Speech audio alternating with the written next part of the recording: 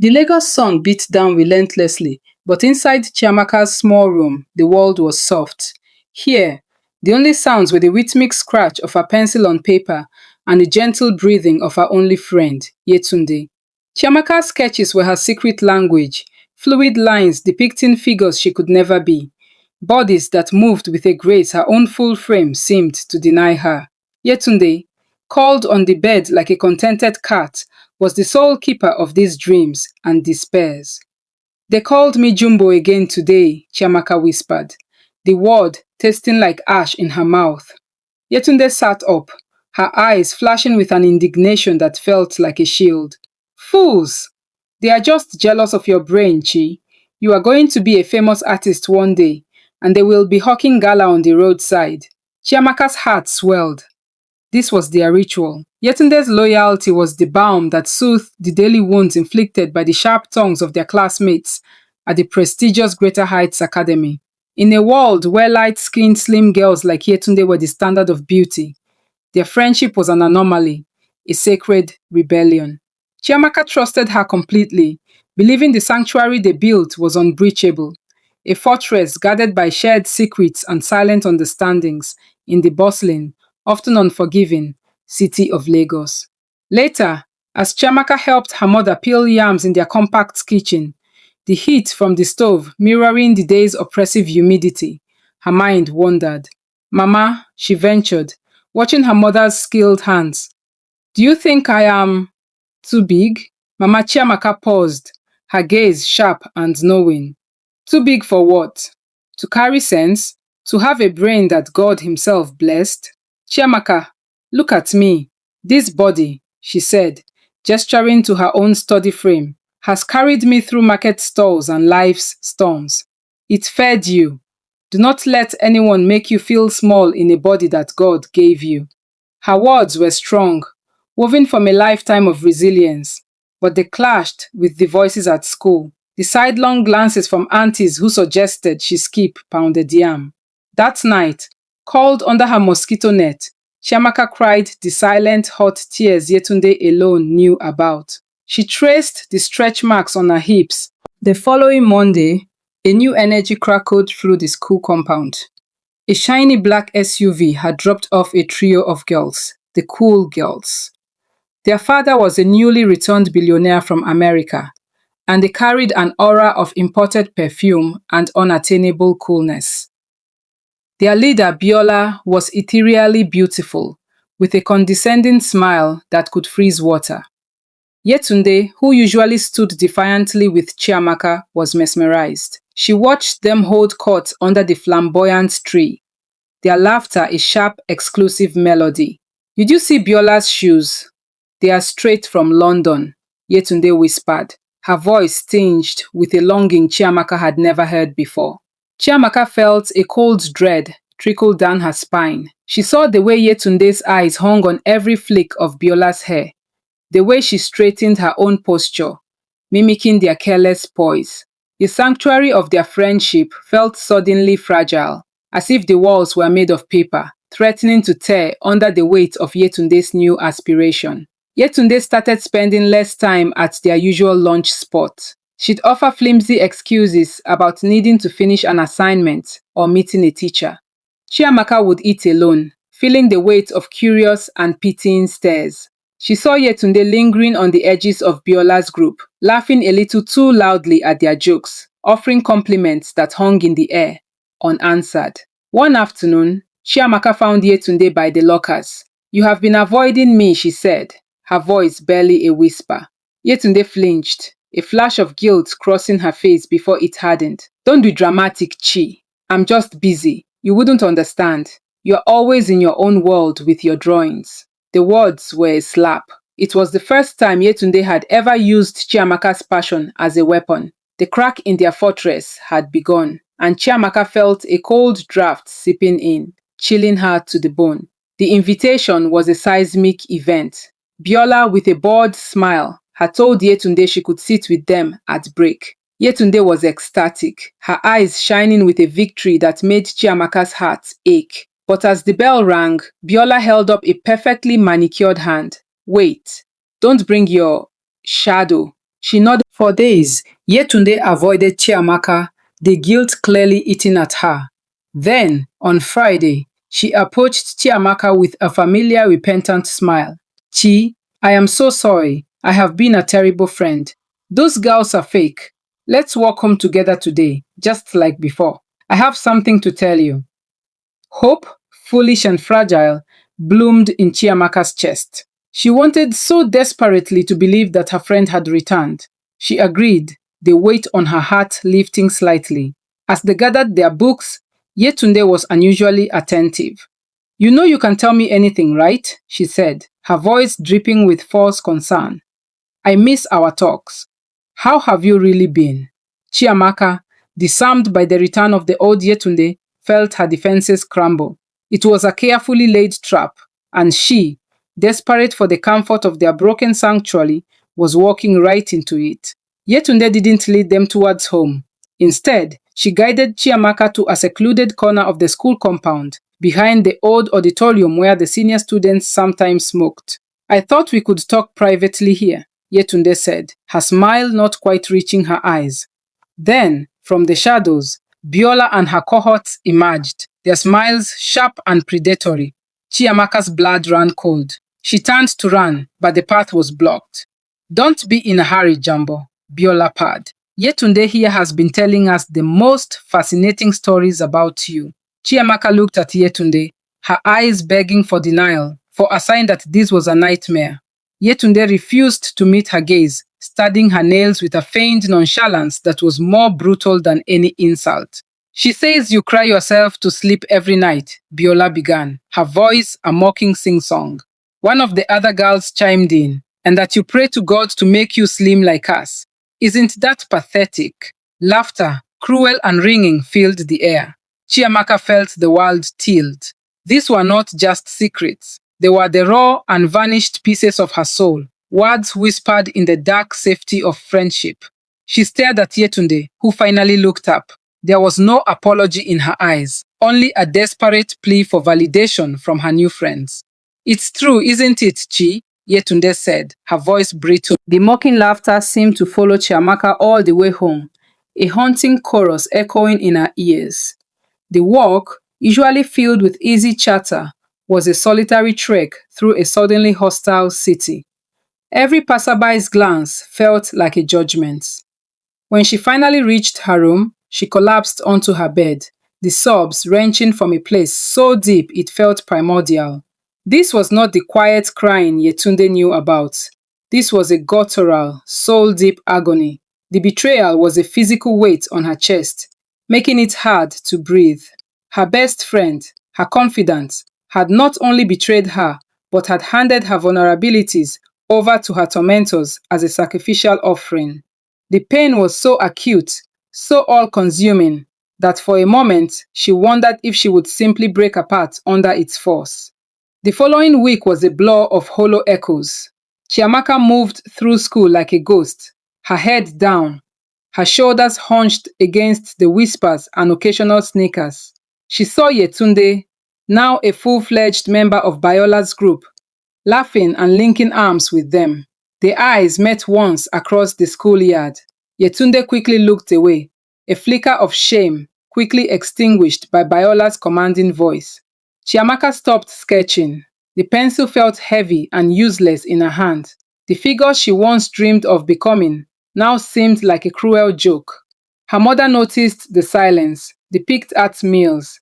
Chiamaka, what is wrong? Is it those girls again? But Chiamaka could only shake her head, the words stuck in her throat.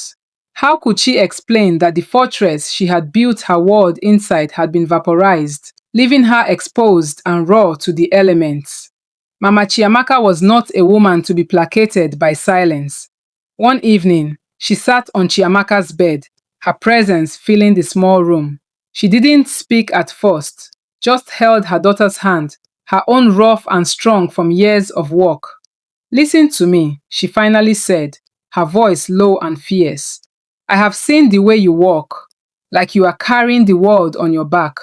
I know that Yetunde is now following those painted girls with empty heads. Let her go. A friend who sells your pain for a seat at a table was never a friend. Your strength is not. The next day, during art class, the teacher, Mr. Debayo, a man with kind eyes behind thick glasses, placed a blank canvas in front of her. The end of term exhibition is coming up, Chiamaka, he said. I expect something powerful from you. No more hiding in your sketchbook.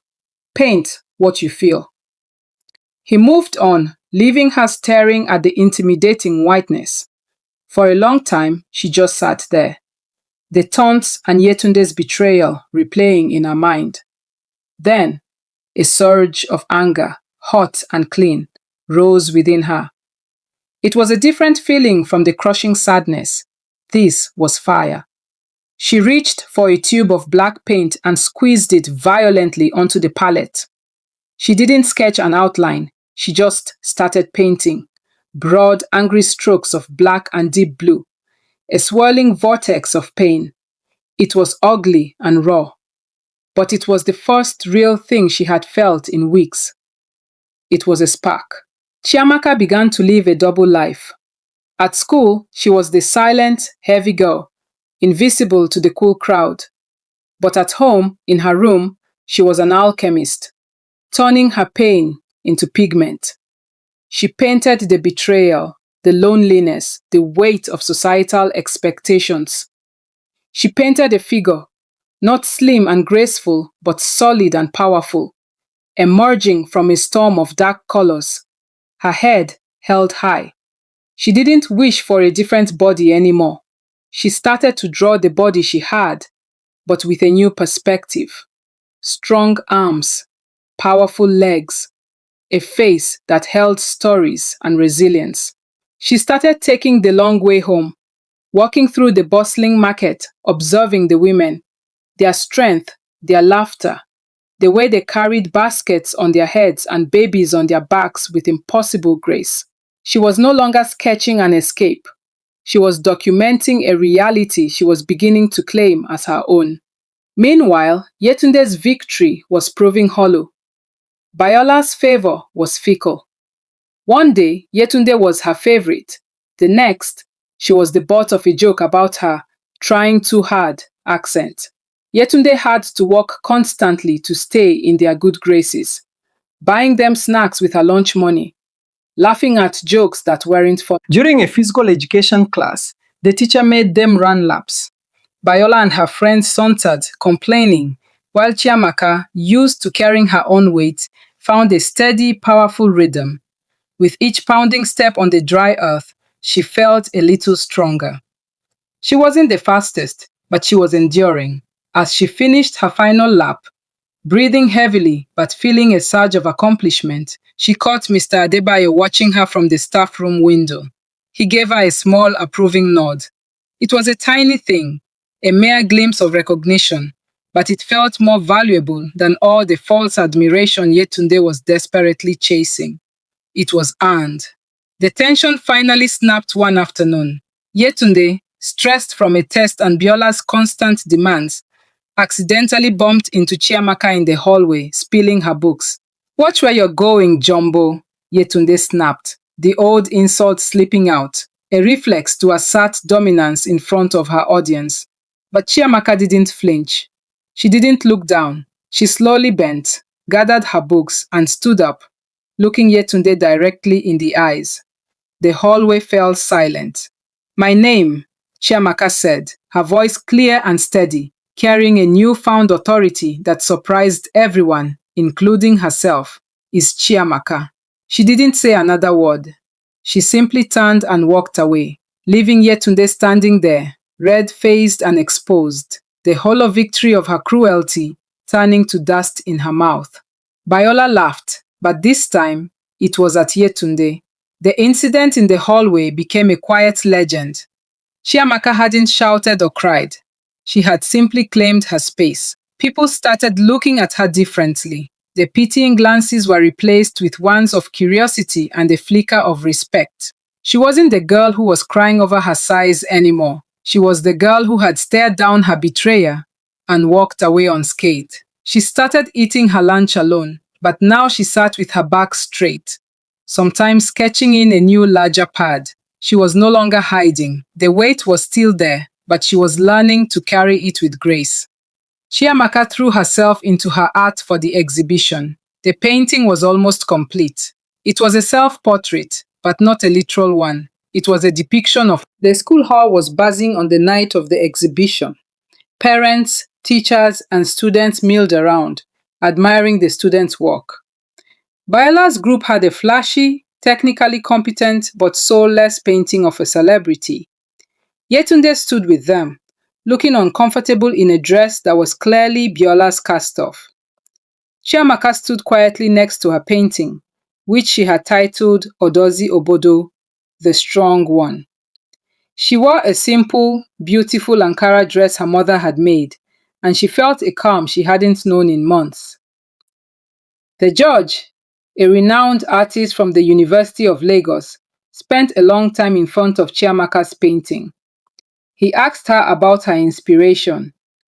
Chiamaka, her voice steady, spoke about finding strength in authenticity, about the resilience of the African spirit, about weathering storms. She didn't mention Yetunde or Biola, but her meaning was clear to anyone who knew the story. She won first prize. The applause was thunderous.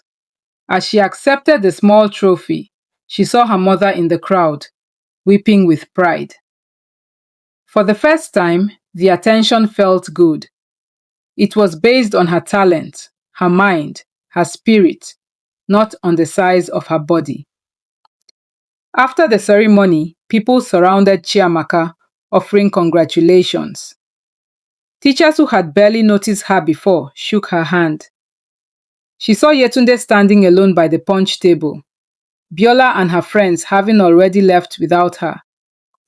The crown Yetunde had fought so hard for was made of paper, and it had dissolved in the rain of Chiamaka's genuine success.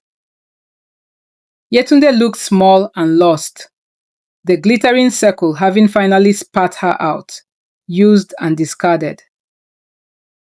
The victory Chiamaka felt was no longer about revenge. It was a profound understanding of the difference between validation and value. The following week at school, Chiamaka's social status had undeniably changed. She was no longer an outcast but a respected figure, an artist. Yetunde was now the one who was invisible, drifting through the halls alone. The cool girls ignored her completely. The betrayal had cost her everything.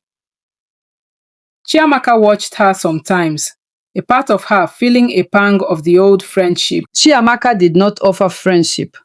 That chapter was closed, but she offered something else, forgiveness. Not for Yetunde's sake, but for her own. Holding on to the anger was like drinking poison and expecting the other person to die. I forgive you, Yetunde, she said, but we can't be friends again. Some things can't be fixed. Yetunde nodded, fresh tears streaming down her face, but these were tears of release. It was not a happy ending for them, but it was an honest one, a necessary closing of a painful book. Chiamaka continued on her path. She started a small art club for junior students who felt like outcasts, teaching them that their stories and their perspectives were valuable. She became a quiet leader, her strength emanating from a deep well of self-acceptance.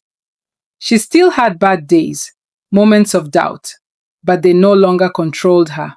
She had looked into the abyss of betrayal and found that she was deeper.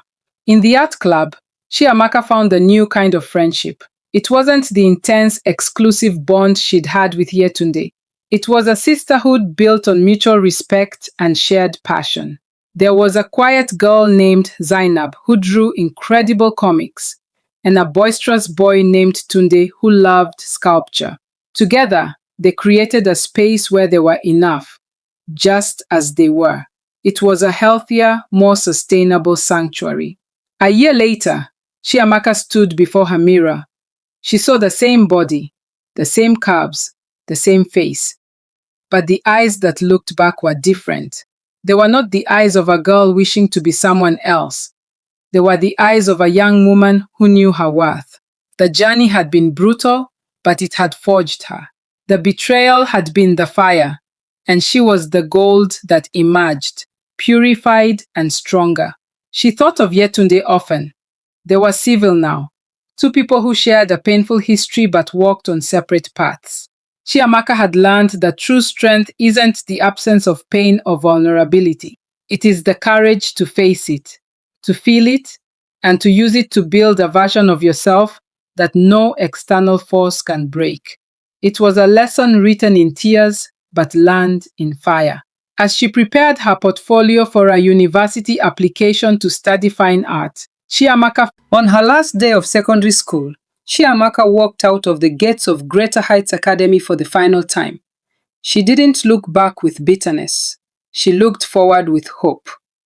The whispers of Jumbo were a distant echo, drowned out by the applause of her achievements and the steady beat of her own confident heart.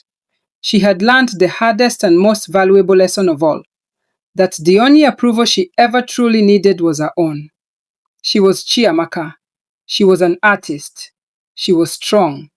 And like the Iroko tree in her painting, she was now unshakable. Thank you for watching. Please put your comments below in the comment section on your opinion about Yetunde and Chiamaka's determination. Please subscribe to this channel so that you will be notified whenever we post new videos.